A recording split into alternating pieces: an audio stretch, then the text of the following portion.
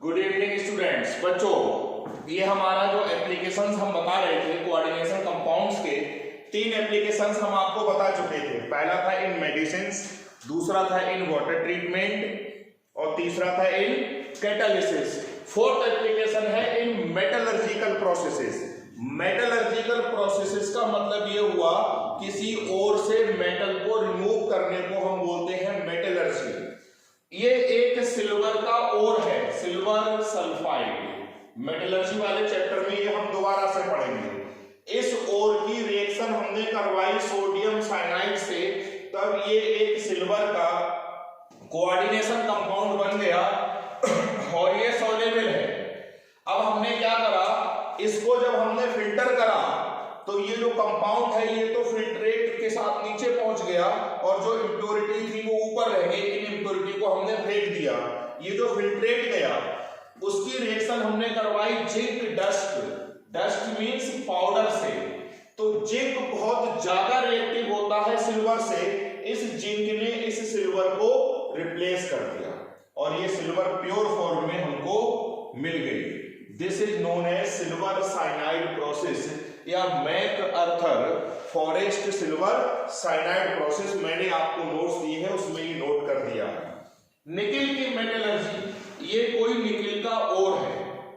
होता क्या है बच्चों, निकिल कार्बोनिल्स का बनना, formation and their decomposition is very easy. बहुत आसानी से वो बनते हैं और बहुत आसानी से डिकम्पोज हो जाते हैं। मान लो यहाँ पर निकिल का कोई ओर रखा हुआ है पाउडर फॉर्म में, हमने इधर से कार्बन मोनोऑक्साइड गैस भेजी। कार्बन मोनोऑक्साइड गैस उस ओर में जो निकिल है उससे रिएक्ट करेगी और बना लेगी nickel tetra carbonyl. Nickel tetra carbonyl आगे गया, उनके वेपर्स को हमने इकट्ठा कर दिया।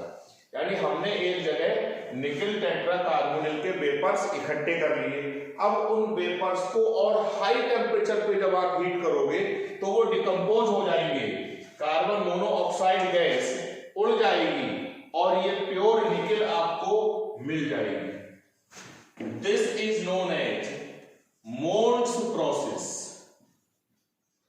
This is known as Mond's process. ये था सिल्वर साइनाइड प्रोसेस सिल्वर की मेटलर्जी में, मोन्स प्रोसेस निकिल की metallurgy. Next, in analytic chemistry.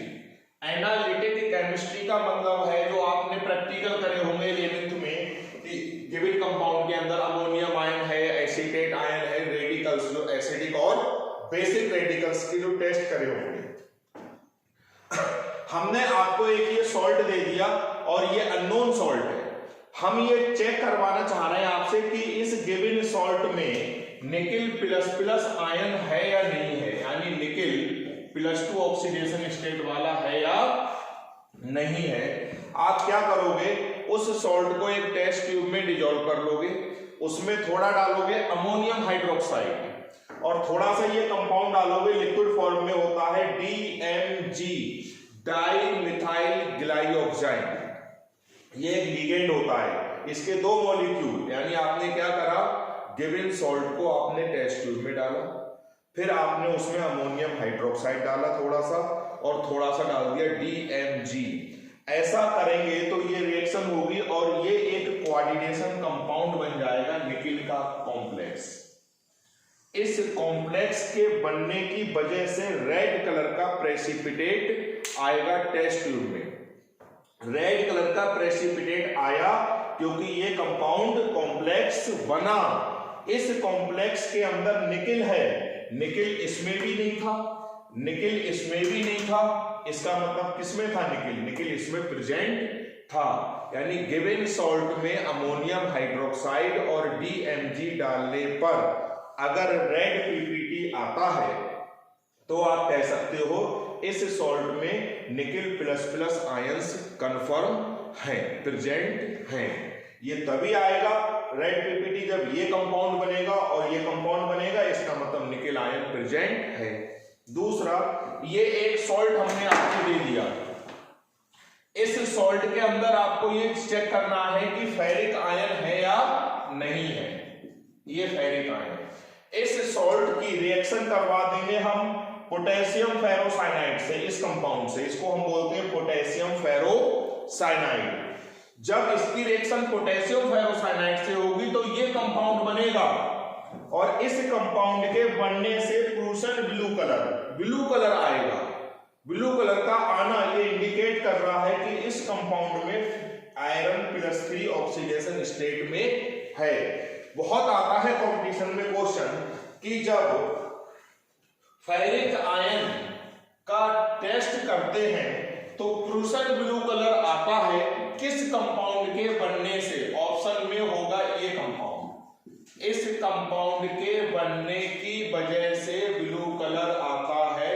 कई बार कॉम्पिटिशन्स में ये क्वेश्चन नीट और आईआईटी में मतलब बहुत से इंजीनियरिंग और मेडिकल एग्जाम्स में, एंट्रेंस एग्जाम्स में पूछा गया है कि प्रूशन ब्लू कलर आया किस कंपाउंड के बनने से? 3-4 ऑप्शन होंगे तो कंपाउंड ये होगा। यहां पर ये आयरन है +3 ऑक्सीडेशन स्टेट में।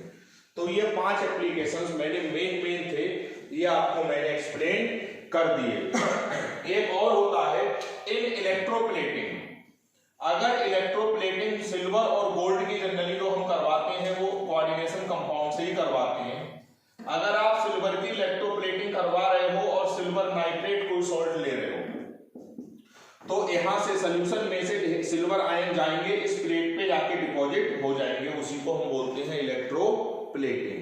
लेकिन सिल्वर आयन जाएंगे तो इसके ऊपर जो सिल्वर की लेयर डिपॉजिट होगी वो यूनिफॉर्म लेयर नहीं होगी, कहीं उसकी थिकनेस ज्यादा होगी, कहीं उसकी थिकनेस कम होगी। अगर हम यही इलेक्ट्रोप्लेटिंग करवाएं सिल्वर के किसी कॉम्प्लेक्स से, जैसे ये कॉम्प्लेक्स है, अब यहां से सिल्वर आयन धीरे धीरे निकल के जाएंगे क्योंकि ये कोऑर्डिनेशन स्फीयर बहुत स्टेबल होता है। अब धीरे धीरे जाएंगे तो सिल्वर की जो लेयर डिपॉजिट होगी इसके ऊपर वो स्मूथ लेयर डिपॉजिट होगी। यानी इलेक्ट्रोप्लेटिंग गोल्ड और प्लेटिनम की कोऑर्डिनेशन कंपाउंड की हेल्प से अगर हम करवाते हैं तो अच्छी होती है, स्मूथ लेयर डिपॉजिट होती है, और सिंपल सॉल्ट से करवाते हैं तो स्मूथ लेयर डिपॉजिट नहीं होती है। ये थे एप्लीकेशंस, इंपॉर्टेंट नोट्स मैंने आपको ग्रुप में सेंड कर दिए हैं बच्चों। Thank you.